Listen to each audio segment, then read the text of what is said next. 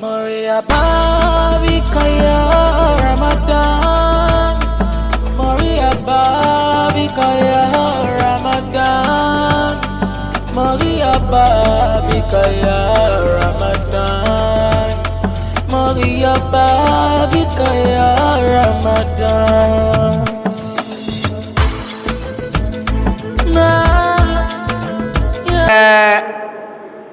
تبارك إيتوننا يا شقفنا كهو يعيصد إمايتنا فسيكفيك الله وهو السميع العليم كلمتان حبيبتان على اللسان عبيبتان عند الرحمن سبحان الله وبحمده سبحان الله العظيم.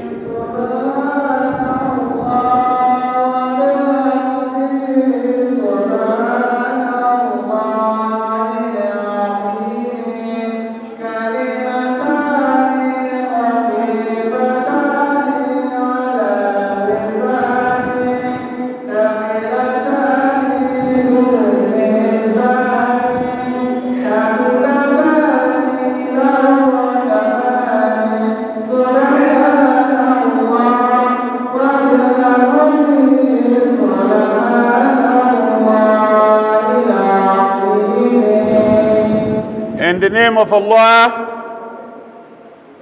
the most gracious, the most merciful, praise be to Allah, the Lord of the universe, the first without the beginning, the last without an end, without the point of termination, the omnipotent, the omniscient. We thank Allah, we praise Allah, we glorify Allah for His numerous blessing that He has bestowed upon us.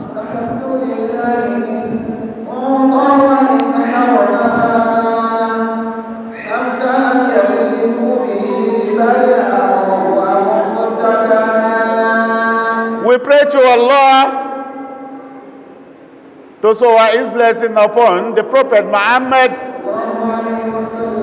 May this peace be upon his household, his companion, and the entire Muslim Ummah. You are all welcome to today's episode of our Tafseer, as usual. I'm greeting you with the best greeting, best salutation. Insha'Allah, that we are going to greet ourselves in Al-Jannah. I say Assalamu alaikum wa rahmatullahi ta'ala wa barakatuhu. We are going to continue with our Tafseer al-Quran. Passages of the Old Quran, summary of the Old Quran, the Quranic verses, its meanings, interpretations, and application. That's what we call Tafseer al-Quran. We are in Surah An-Nisa, Quran 4. We stop at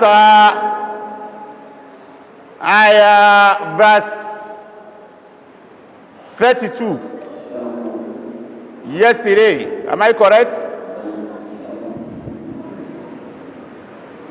We are starting from verse 33.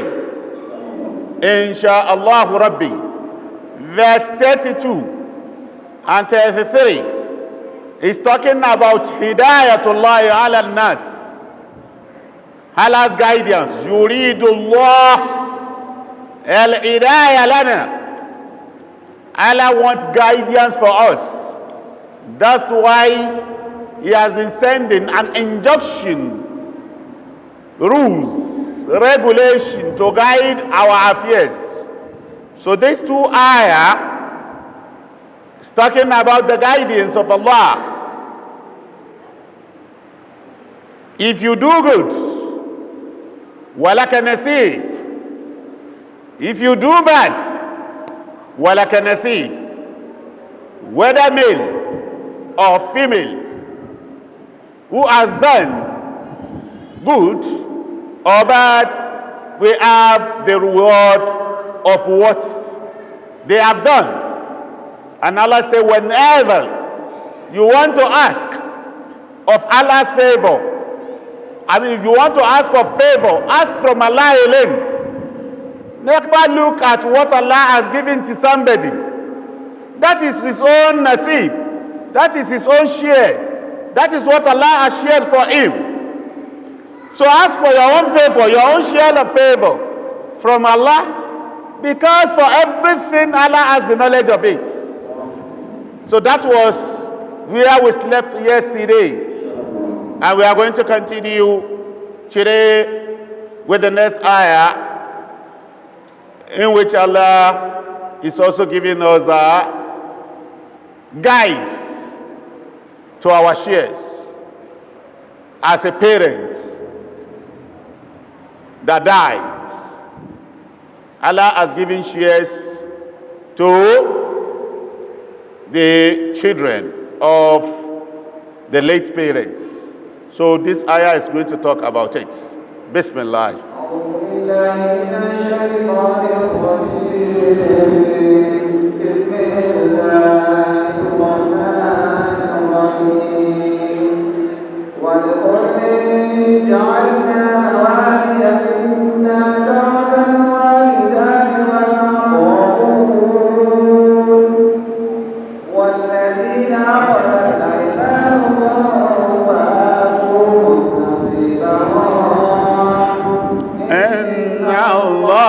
كان على كل شيء شهيدا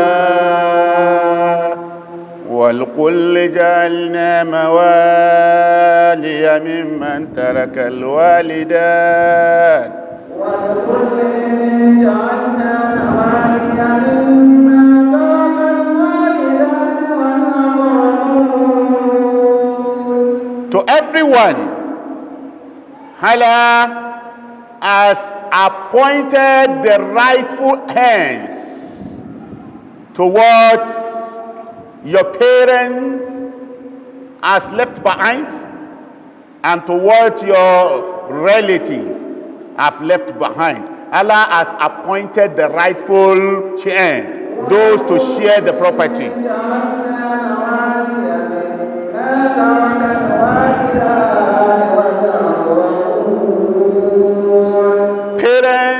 Whatever they left behind after their death, Allah has appointed the rightful hands, the rightful people to share al-waritha, the inheritance left behind by that person.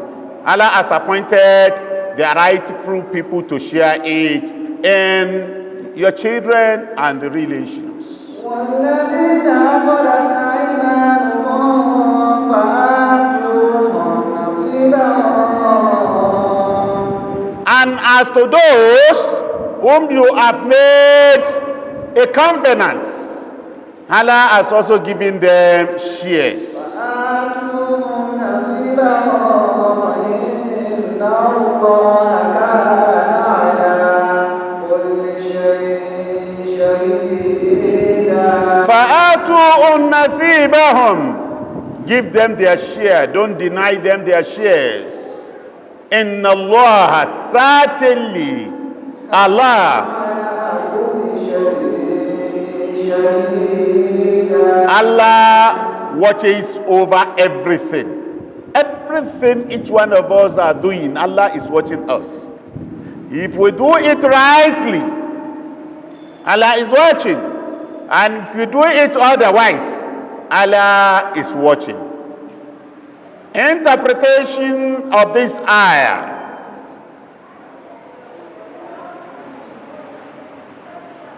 According to during the Jahiliyyah period, before this ayah came to abrogate the Arab customary law.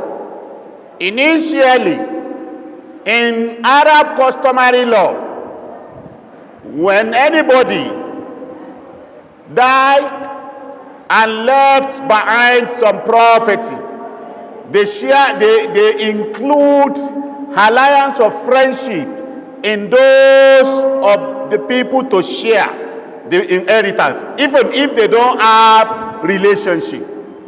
From the Arab customary law, if anybody has an alliance of friendship with anybody and that person dies, then they include them in sharing formula of the inheritance left behind by that person. So this ayah now abrogates that Arab customary law, because there is no justification just because they are friends. So Allah now said, I've appointed the rightful people to be an end to the property of late parents. The property left behind by late parents should be inherited by the children and the relations, the relatives. Those are the appointed rightful heirs. Then unto who?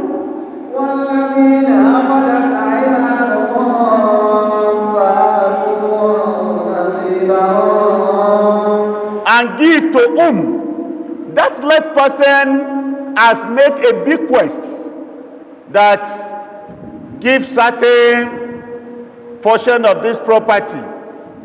As we have rightly explained, that it should not be more than 1/3. So the only people that can be considered are those that the late person gave a bequest to, that, oh, this set of people should be given. Maybe a servant that has served them, maybe somebody they have an understanding with, in which they don't have share according to the Quranic injunction, but they can give them out of it. So this ayah is now telling those are the people that also should be considered. Apart from this, nobody. Allah has given rule. So if somebody has willed, has written a bequest that, oh, maybe if I am no more, this person has served me a lot, though he doesn't have the rights to have a share, but please kindly give him this token, this little out of my share. So Quran said, give those kind of people also.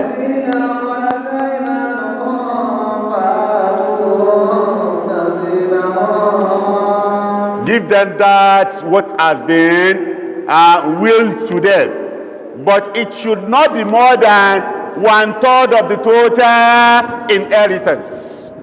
So you give them also. Don't deny them. Don't just say, oh, Quran has already abrogated the entire Arab customary law, so friends or whoever should not be given. Quran said, if the person has willed or bequest for certain set of people, then give them also.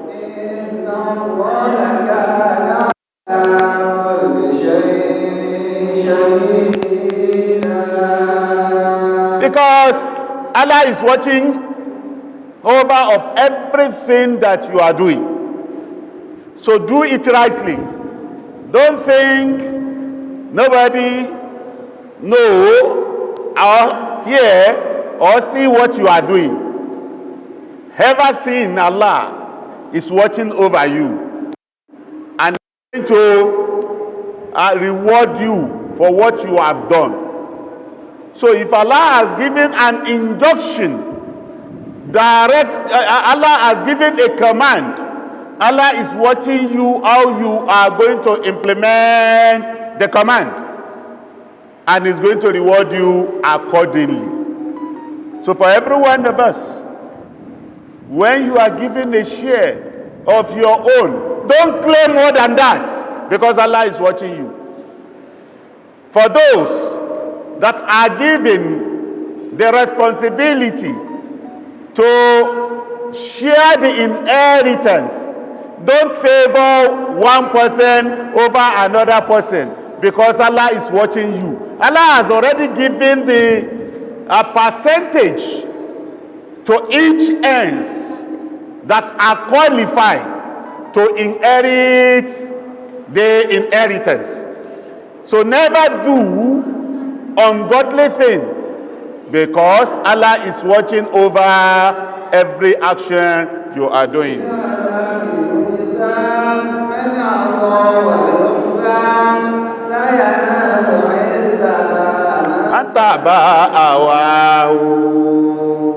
Don't follow your own way of doing things. Follow the way of Allah. Yes, this is our desire to do it. This is how we want to do it. That is not Allah. So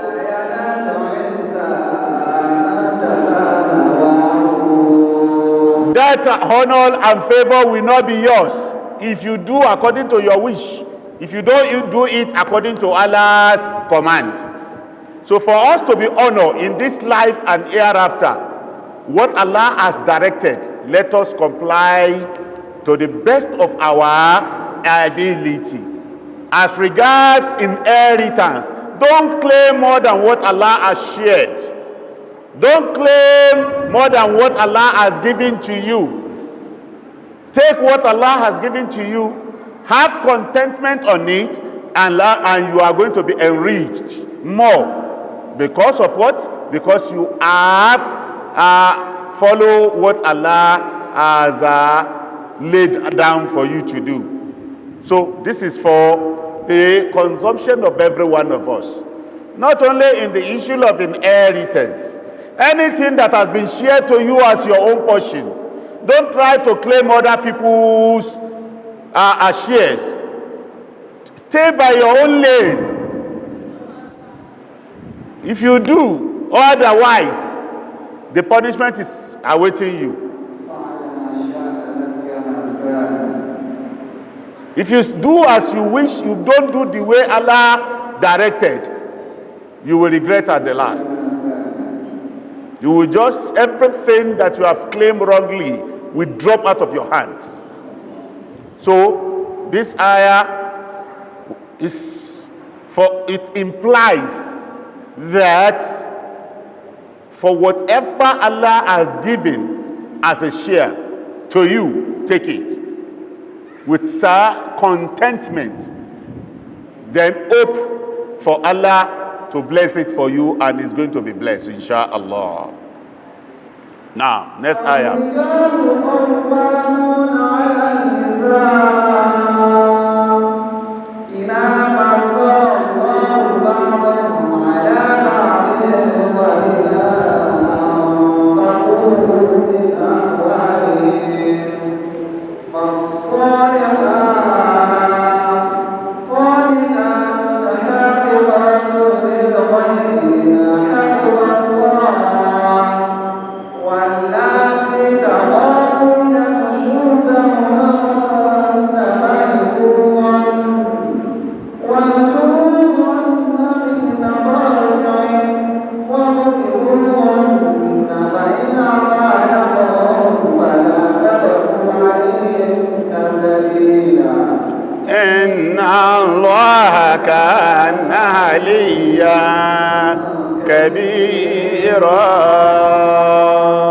Allah is about to to talk about another important topic.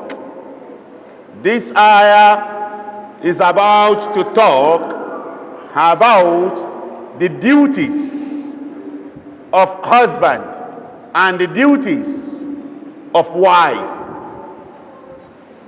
Meaning, who is an ideal husband and who is an ideal wife. It implies who are the righteous husband and who are the righteous wives. So this ayah is telling us, is going to tell us about our responsibility as husband, our responsibility as wife. So this is what this ayah is about to talk about. Duty of husband, duty of wife. Many husbands, they don't know their duties. Many wives, they don't know their duty. And if you don't know your duty as spelled out by Allah, you may be committing mistakes, and it can end you in hellfire, and it can end you to get punishment of Almighty Allah. For you not to be punished and for you not to do wrongly, that's why Allah has revealed a guide for you. And in this ayah, it will be explaining to us our duty as husband and our duty as wife. So Al-Rijal,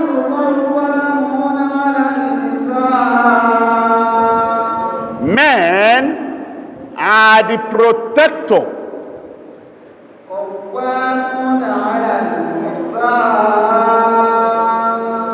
They are the supervisor.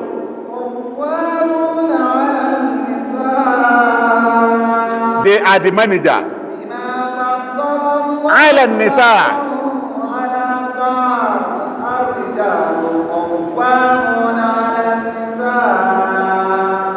Men are the protector, the supervisor, the manager, the caretaker, the provider.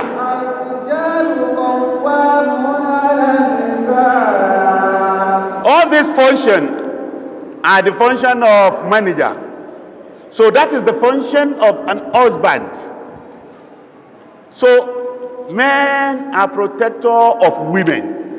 Men are supervisor to women.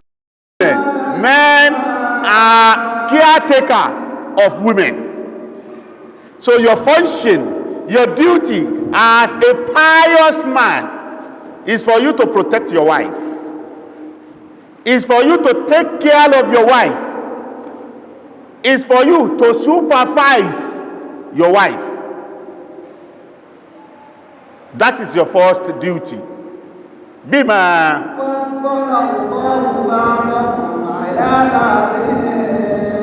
Because as Allah has made one excel upon one another, as Allah used to put one upon another person.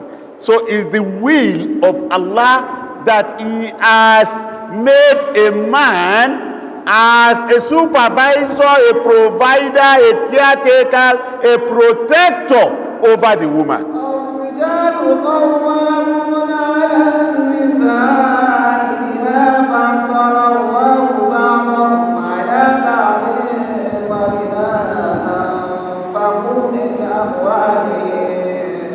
And because of what men will be spending upon their wives, why are they protector? Why are they caretaker? Because of what they spend from their property to their wife. So invariably, it implies that you must be spending for your wife, not your wife spending for you. It's not a matter of 50-50. If I contribute 50% of expenses of the house, you too will contribute. You are not an ideal husband. An ideal husband must financially take care of his wife.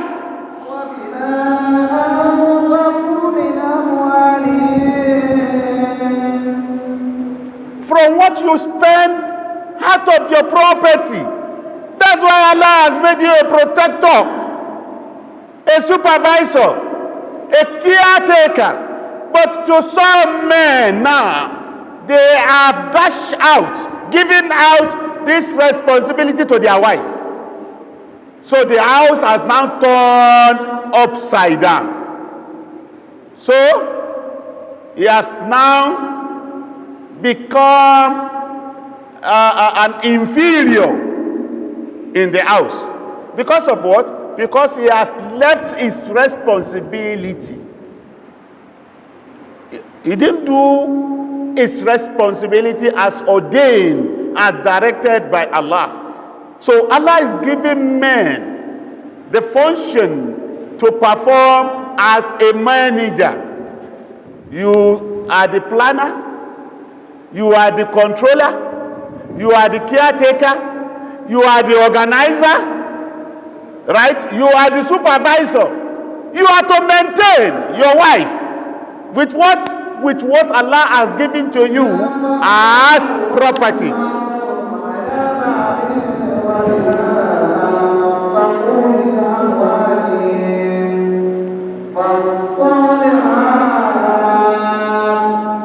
Allah is now saying having defined an ideal husband. So let me now tell you an ideal wife.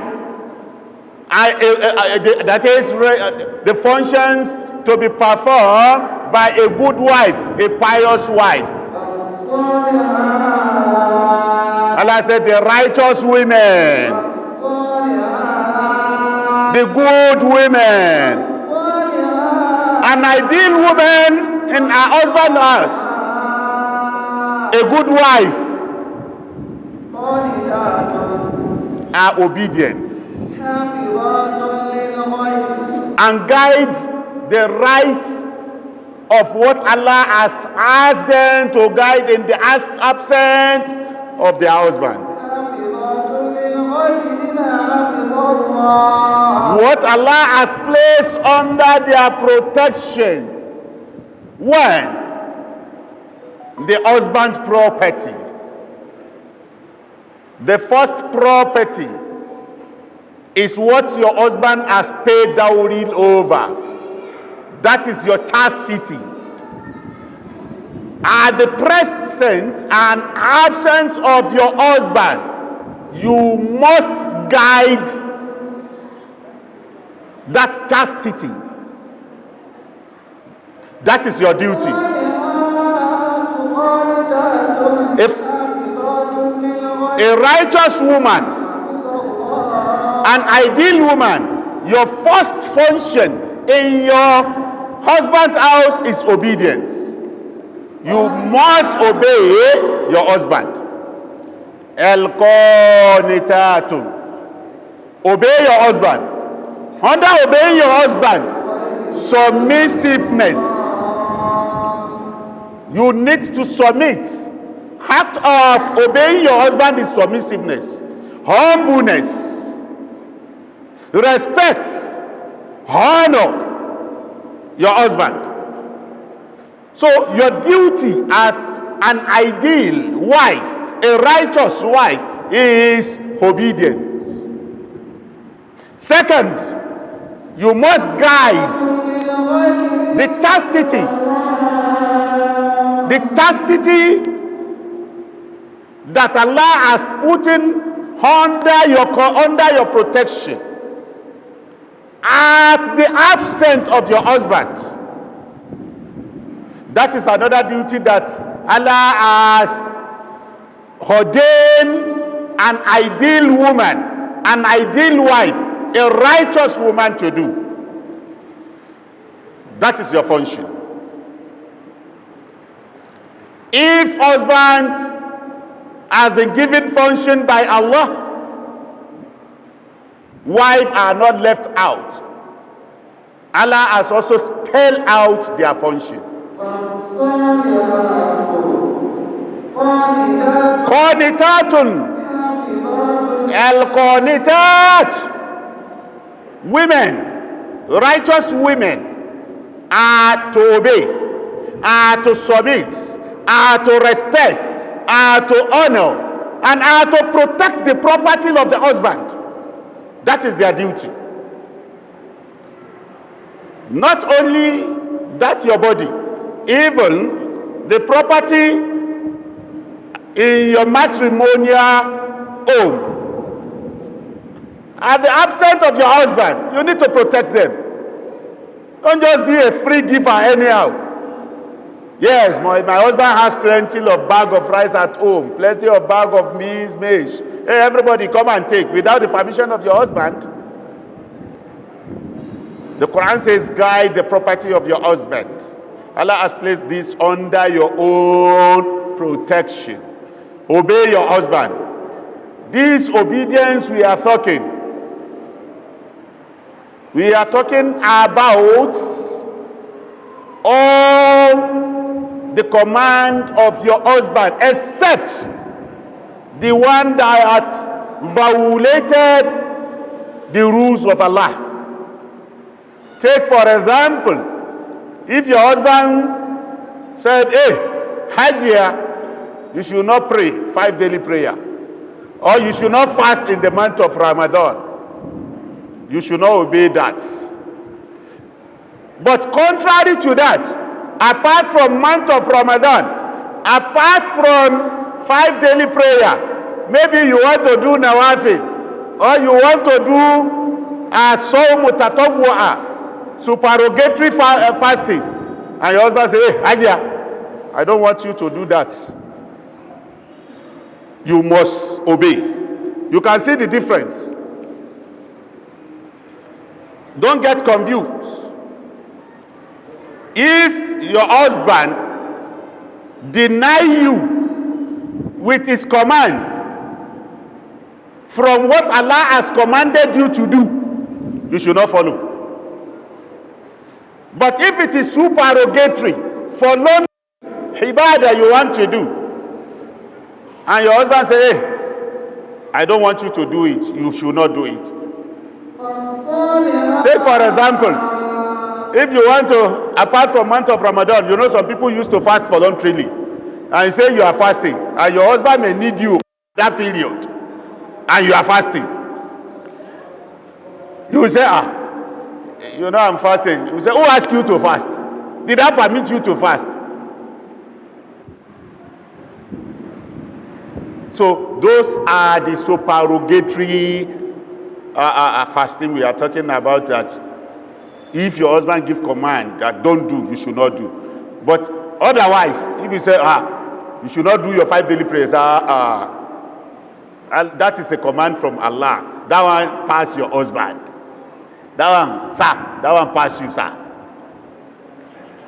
So obeying your husband is your function. Safeguarding the property and the chastity of yours, because your body is your husband's property. Exposing your body to another person, you have violated the command of Allah. So that is the duty Allah has assigned to a woman. Which woman? You know, Allah has specialized the woman. I mean, the woman is talking about Solihatun, righteous women, ideal women, Qanitatun, they obey. Righteous women will obey their husbands. Righteous women protect the property of their husband. Those are the functions that Quran has given to women as regards this ayah. Nah.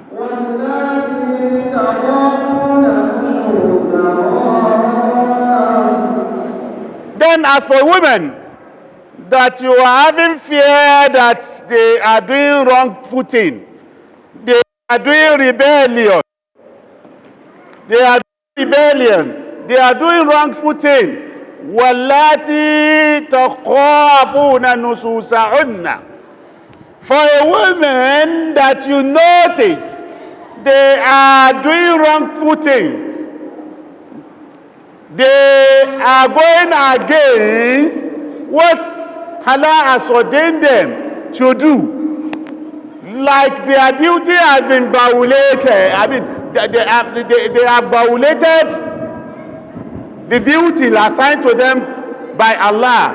Then Allah has given the solution, has provided solution to that. Allah said, firstly, فَإِذُوهُنَّ, admonish them. Admonish them. Advise them. Talk with them. Don't talk to them. There is differences between talking with somebody and talking to somebody. Linguistically, if you are talking to somebody, you are abusing that person. But if you are talking with person, you are advising. But you are an ideal woman. When did you change? You don't used to do like this before. You are a good woman. I notice nowadays you are doing in contrary to your normal attitude. That is admonition. That is an advice. Talking with him. We are talking with her. So the Quran firstly said the first step, when you notice, when you observe that your wife has now become a rebellion in your house, he has gone in contrary to what you have given as an instruction. So the solution, the first solution, admonish her, advise her, talk with her.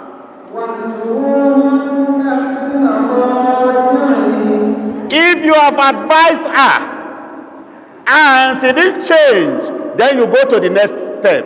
The next step is what? Distance yourself from her bed. Go part yourself from her bed. Leave her bed for her. Don't share a bed with her. That is the second stage of the solution. When you have used the first solution, and the first solution has not worked on her, then Allah said go to the second solution. Because women, part of their property is for them to see their husband as they want. So when they want, are you to say, hey, I've been talking to you, I've advised you, I've admonished you, you don't change. So stay with your bed, I'm going to another place. If you have 2 rooms, you just leave the inner room and go to living room. And go and sit, go and sleep on 3-seater. When you have left the bed, go and sit. Go and sleep on 3-seater. So that is the second stage of the solution.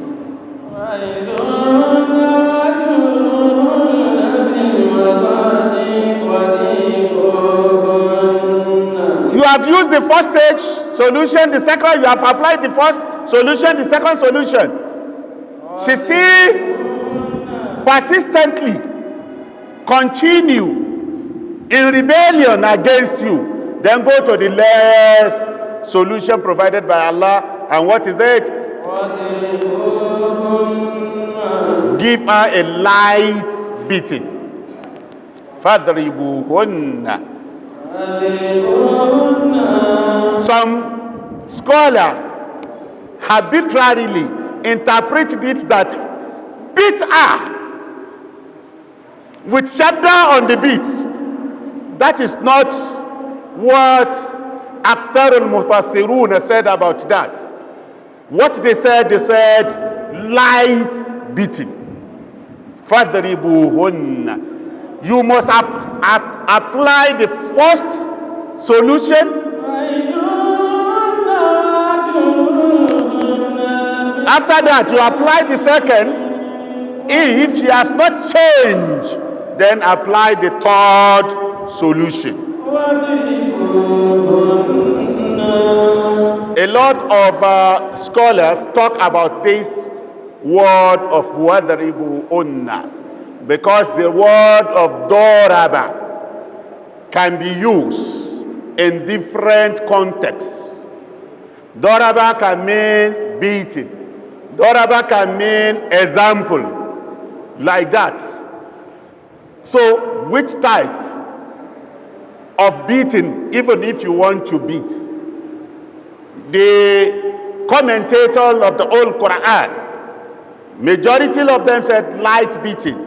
And the fuqaha, the jurists, now explain further that even if at all you have applied the first stick, admonition, you have applied the second stick, you abandon the bed, she still persistently wrong you, then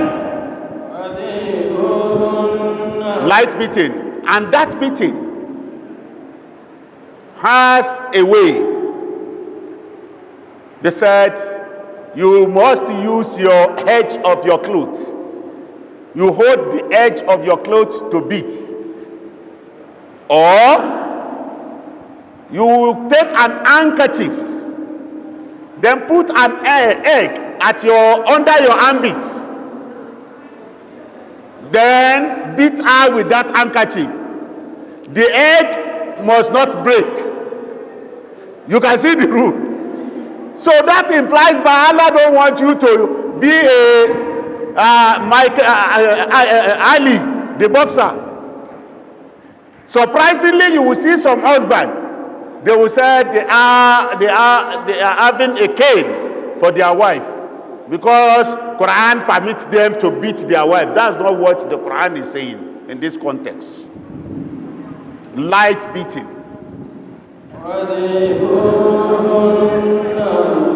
So all these three cannot be applied at once.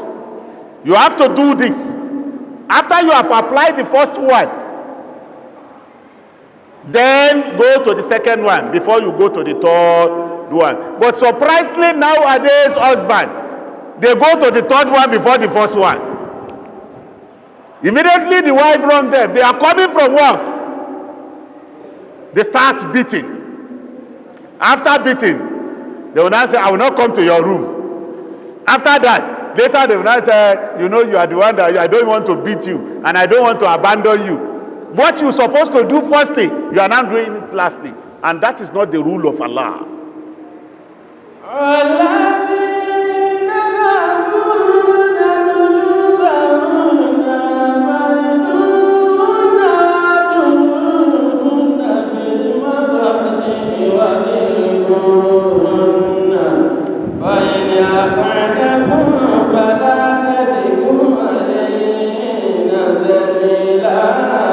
After you have applied all this, if they have changed and obey you, if they have followed your instruction,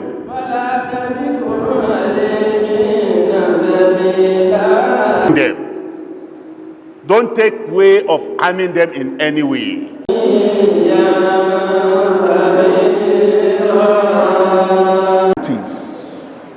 Of an ideal man, an ideal woman as husband and wife.